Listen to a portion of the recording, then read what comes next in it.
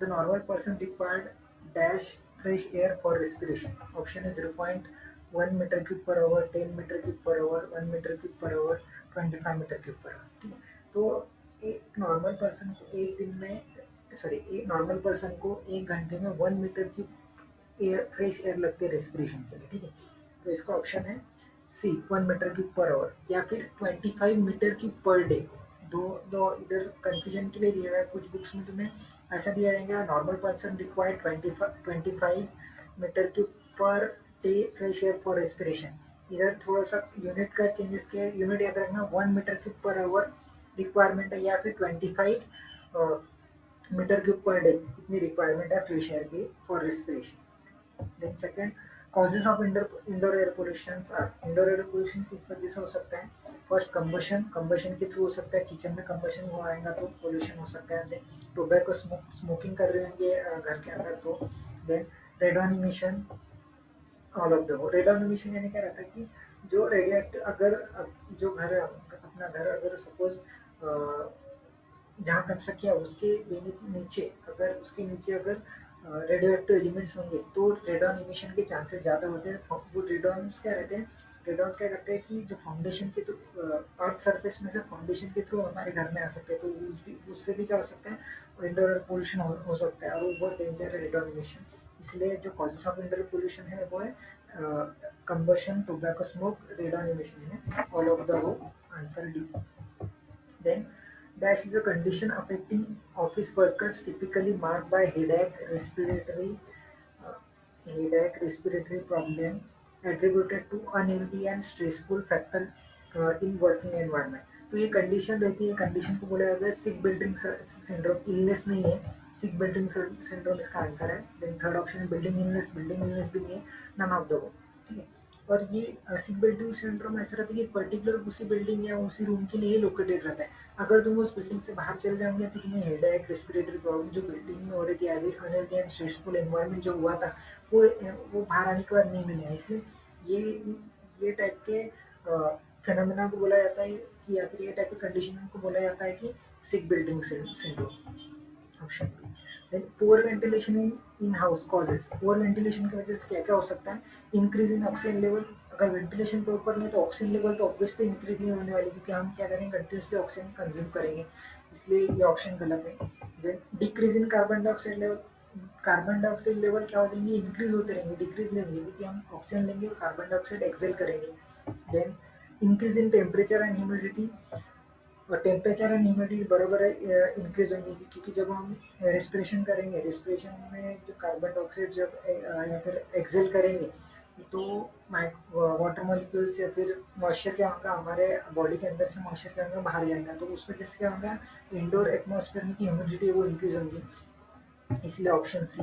Then option D all of the वो तो नहीं होगा, इसलिए इसका आंसर ऑप्शन सी. और fifth MCQ, sick building syndrome can be caused by. Sick building syndrome के कॉजेस क्या है? Inadequate ventilation and lightning. बराबर, इन प्रॉपर वेंटिलेशन और लाइटनिंग नहीं किया तो सिक बिल्डिंग सिंड्रोम हो सकता है. Then indoor air pollution. अगर घर के अंदर पोल्यूशन होगा तो भी. Then lower high humidity. Humidity high भी नहीं चाहिए और लो भी नहीं चाहिए, ह्यूमिडिटी बराबर होनी चाहिए, जिससे जो एटमोस्फेयर एनवायरनमेंट है वो एनवायरनमेंट अच्छा है. यानी कि इसका जो ऑप्शन है वो तीनों की तीनों बराबर है ना, ऑल ऑफ द वो आंसर है. Then the system which is developed for the removal of indoor air pollutants and to improve indoor air quality is known as.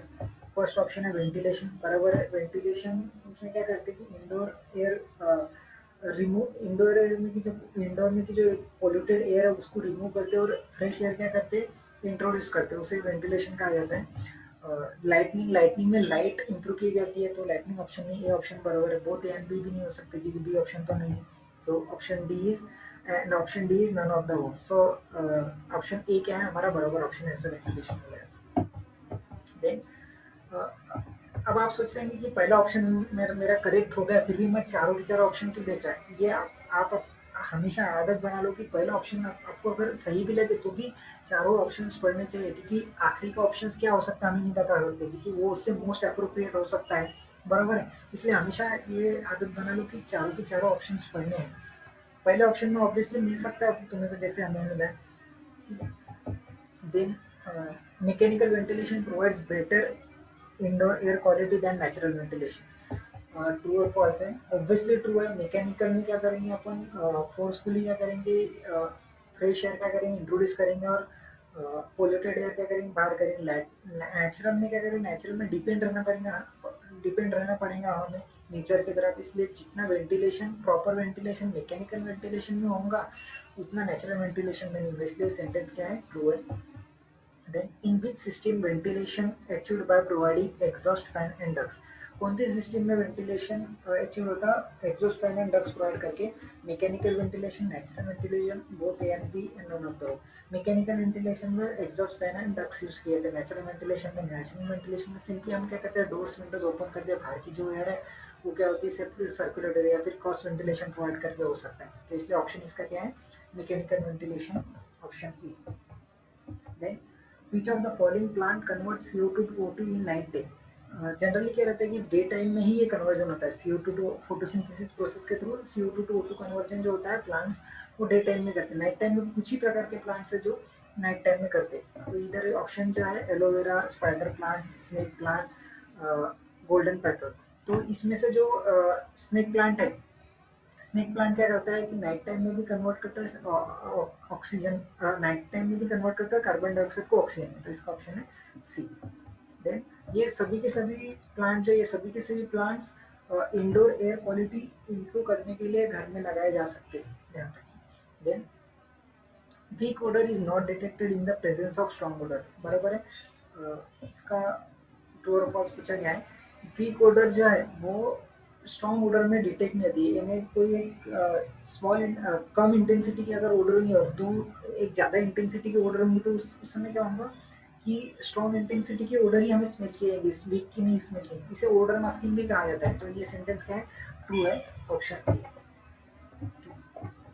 Then which of the following is an example of point source? Point source का example, दो type के source रहते हैं pollutant emission के, point source और area source. Point source एक particular point से emit होने वाली, जैसे चूल्हा है, चूल्हा अगर घर में जला रहे होंगे, ठीक है, कुकिंग करेंगे, तो वो एक पॉइंट सोर्स हो गया। स्टैक एक पॉइंट सोर्स हो गया। अब एरिया सोर्स में क्या एग्जांपल्स है? एरिया सोर्स का एग्जांपल है सीवेज ट्रीटमेंट प्लांट में का जो स्मेल आएगा, वो एक सीवेज ट्रीटमेंट प्लांट का वो एरिया का सोर्स हो गया, एक एरिया सोर्स का एग्जांपल हो गया। या फिर डंपिंग साइट हो गया एरिया का सोर्स, ठीक है। तो ये दो टाइप के सोर्सेज रहते हैं, पॉइंट सोर्स और एरिया सोर्स। इधर पॉइंट सोर्स पूछा है हमें, तो ऑप्शन है ए सीवेज ट्रीटमेंट प्लांट, बी है लैंडफिल, सी है कंपोस्टिंग साइट, डी है stack.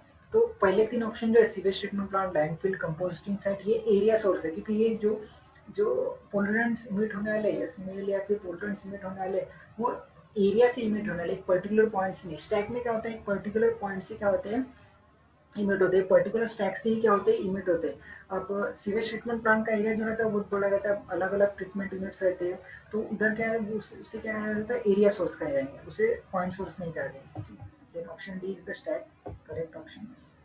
The relation between odour intensity P and odour concentration S is given by P is equal to one by K log S. ये formula तुम्हें याद करना पड़ेगा, P is equal to K log X, P is equal to K into one by log S, P is equal to log S. तो इसका option है B, P is equal to K log S. ये तुम्हें formula याद ही करना पड़ेगा। और इस पे एक आधा न्यूमेरिकल भी पूछा जा सकता है, इनमें से दो क्वांटिटी दी होंगी, ऑर्डर इंटेंसिटी दी होगी, के की वैल्यू दी हुई रहेंगी, एस वैल्यू तुम्हें ऑर्डर एंड कॉन्सेंट्रेशन फाइंड करना या फिर ऑर्डर इंटेंसिटी फाइंड करने देंगे, बाकी की दो वैल्यू दी हुई रहेंगी। तो इस प्रकार के न्यूमेरिकल्स भी एमसीक्यूज में पूछे जा सकते हैं, सिंपल न्यूमेरिकल्स है वैसे। Then control of odour can be achieved by absorption.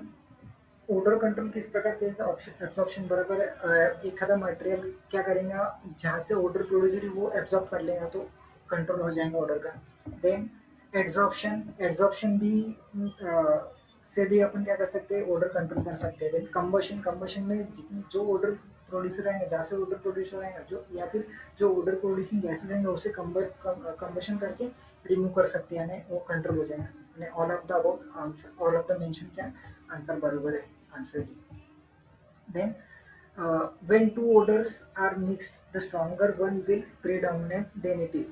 जब अगर दो ऑर्डर मिक्स किए तो स्ट्रॉन्गर ऑर्डर क्या करते हैं, प्रीडोमिनेट करते हैं then it is. Odour marking इस पे अपन ने ट्रू फॉल्स भी देखा है। तो इसका ऑप्शन है odour masking, odour contraction, neutralisation and absorption. इसका आंसर है ए, ऑर्डर मास्किंग।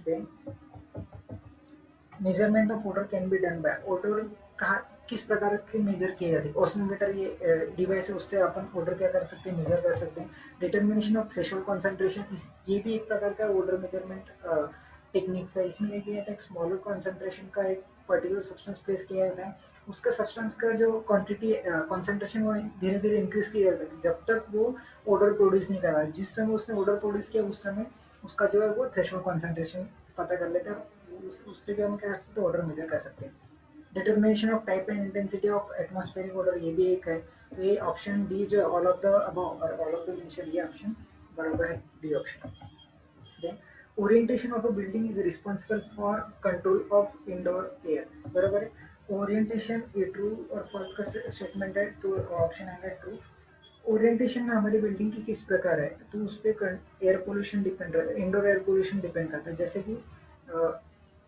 अगर विंड की जहाँ पे हमने डोर्स विंडोज प्लेस किए हुए ओपनिंग्स प्लेस किए हुए वो डायरेक्शन से अगर विंड विंड की डायरेक्शन ज़्यादा समय तक है तो क्या होगा कि जो इंडोर में जो पोल्यूटेंट्स है वो इजीली क्या हो जाएंगे बाहर चल जाएंगे बराबर तो इसीलिए orientation of building is responsible for control of indoor air pollution then where does radon typically originate from अभी बताया मैंने तुम्हारे को पहले कि रेडॉन क्या है जमीन में रहता है रेडियो एक्टिव एलिमेंट्स है उससे क्या वो क्या होता है घर में अपने आता है तो ऑप्शंस क्या है द लोकल एयर में से नहीं आएगा then house of the waste supply sorry house waste supply से भी नहीं आएगा देन अंडरनीथ द होम घर के नीचे से आएगा क्या हाँ घर के नीचे से आएगा सी ऑप्शन बराबर है देन किचन बेसिन से नहीं आएगा तो ऑप्शन सी क्या है बराबर है underneath the home then which of this is considered a biological contaminant biological contaminant यानी जो लिविंग थिंग्स से रिलेटेड है उसे बायोलॉजिकल कंटेमिनेंट बोला जाता है फर्स्ट ऑप्शन है पोलन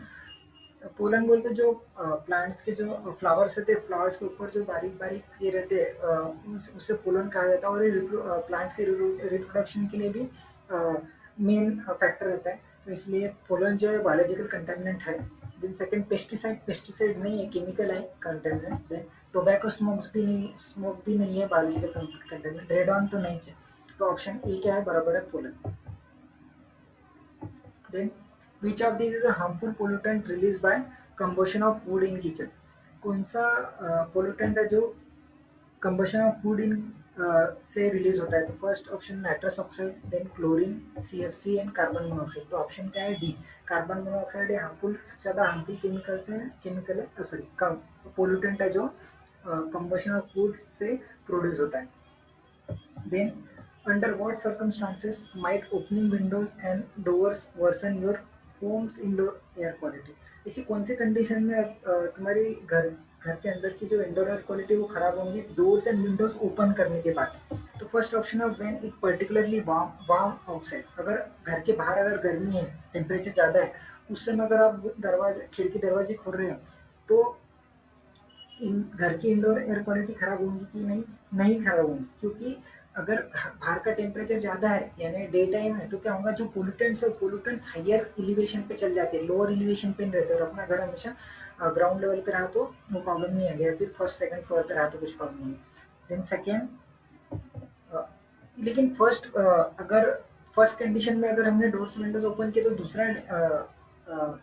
दूसरा ऐसा भी हो सकता है कि जो घर का टेम्परेचर घर का क्या हो सकता है इंडोर टेम्परेचर क्या हो सकता है बढ़ सकता है if you live in a very humid area अगर ह्यूमिड एरिया में अगर रह रहे होंगे तो उस समय अगर तुमने डोर्स एंड विंडोज ओपन किए तो बाहर का जो पूरा मॉइस्चर है वो बाहर का पूरा मॉइस्चर क्या हो जाएगा घर में आएगा और मॉइस्चर आने की वजह से जो माइक्रो ऑर्गेनिज्म पोल्यूटेंट्स है ये पोल्यूटेंट्स के लिए रहने के लिए बहुत अच्छा एनवायरनमेंट रहता है ह्यूमिड एनवायरनमेंट इसीलिए सेकंड ऑप्शन जो बराबर है इस समय हमें डोर्स एंड विंडोज कभी ओपन नहीं करनी चाहिए if you have radon pollution emission अगर रेडॉन घर में ही रहने वाला है तो वो डोर्स एंड विंडोज ओपन करेंगे तो इंडोर एयर क्वालिटी और भी अच्छी होंगी if you are using conventional fuel चूल्हास वगैरह यूज कर रहे होंगे वुड बर्न कर रहे होंगे तो उस समय भी अगर डोर्स विंडोज ओपन करें तो इंडोर एयर क्वालिटी की आगे इम्प्रूव होने वाली है देन ऑप्शन क्या है बी बराबर है if you live in a very humid area then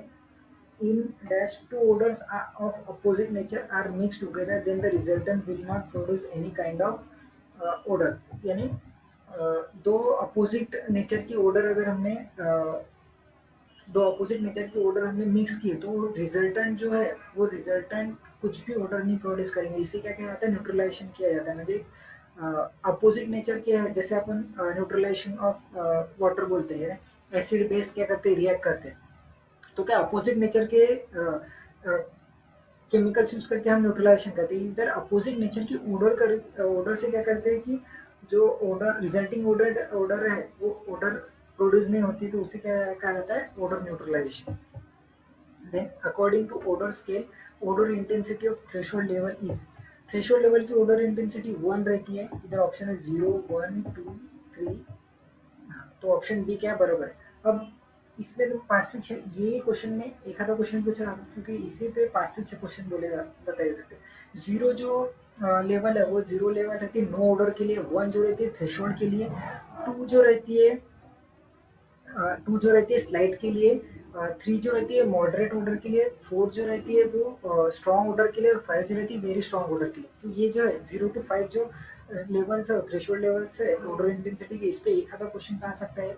तो ये तुम्हें सीक्वेंस से याद रखना है, जैसे भी याद रखना वो याद रखो, और ये important question. Then substances of similar and dissimilar chemical composition may have same odor।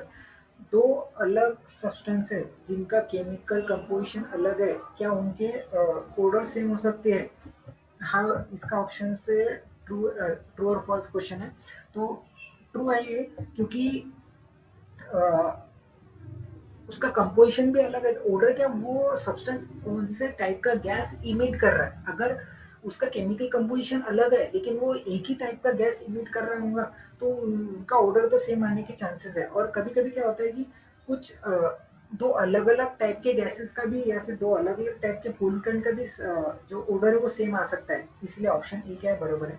Then natural ventilation can be achieved by, natural ventilation किस प्रकार अपन अचीव कर सकते हैं? फर्स्ट है providing large building dimension, building dimension बढ़ने से क्या होगा, हमें ओपनिंग डोर्स एंड ओपनिंग्स भी बढ़ाने पड़ेंगी। तो ये भी ऑप्शन बराबर है। Then openings, number of openings या एरिया ऑफ ओपनिंग्स ज़्यादा करके भी नेचुरल वेंटिलेशन अचीव हो सकता है। देन क्रॉस वेंटिलेशन, यानी विंडोज डोर्स क्रॉस में रख के क्रॉस वेंटिलेशन प्रोवाइड कर सकते हैं हम। यानी ऑल ऑफ द वो आंसर है ऑप्शन डी।